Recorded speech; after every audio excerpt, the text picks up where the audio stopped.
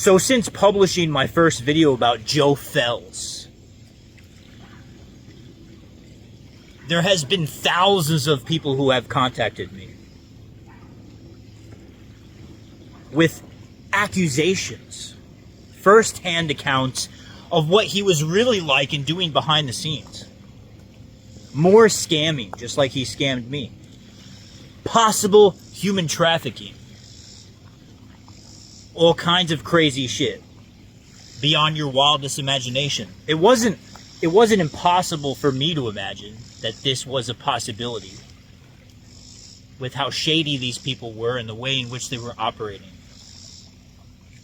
Why else would a guy suddenly buy an off-grid compound in the middle of Costa Rica and suddenly blanket message everybody and make some kind of contest for you to come over there and live there with him and do free labor? Well, we have the answer right here. First-hand account of a person who was living there with them. And he said that after he didn't want to be on Joe's reality TV show that he was trying to get, and he got tired of dealing with his godlike, egotistical, narcissistic, manipulative control mechanisms, in which is how he controlled everybody at the off-grid compound,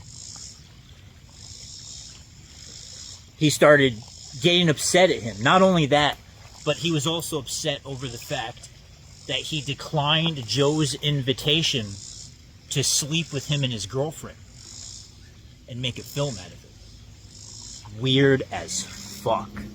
This shit gets weird as fuck. How many other people did he scam?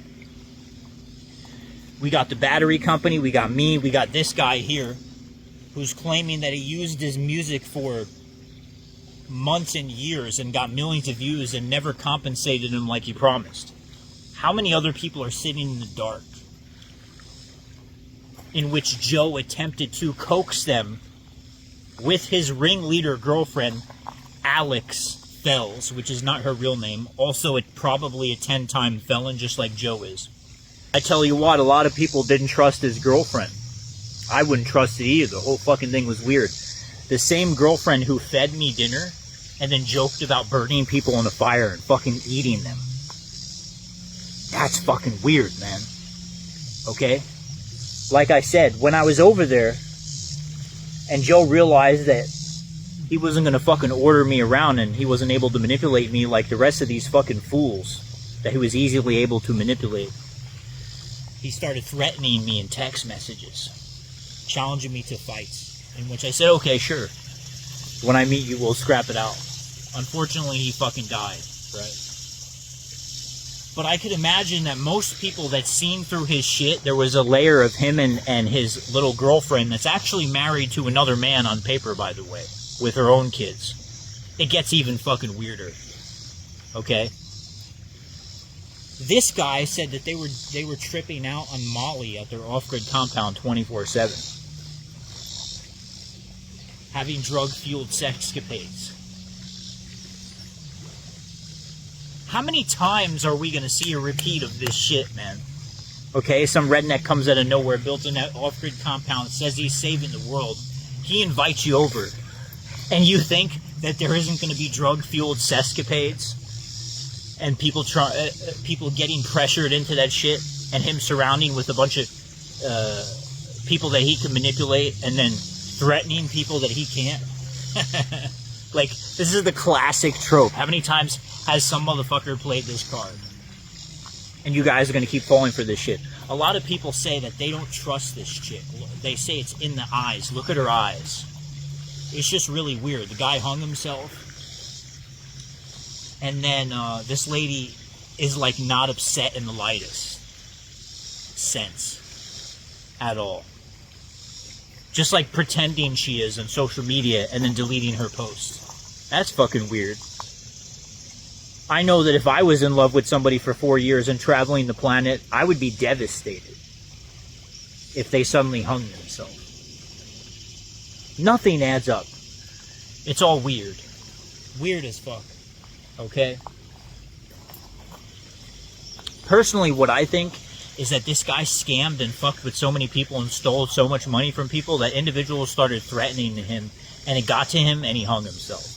That's what I think happened. But this bullshit about him being the savior of the world and all this other stuff, you gotta stop, because the shit that people are telling me does not add up. And why the fuck would they tell me this shit if it's not true? What kind of felonies did Joe get arrested for? Drug trafficking, of course. Of all kinds of things. Pills, narcotics, cocaine, psychedelics, weed, everything. Right? How is this guy getting all this money? Was he a multimillionaire? How much smoke and mirrors did he pull up to fool you into creating this operation? And why really was there black helicopters following him?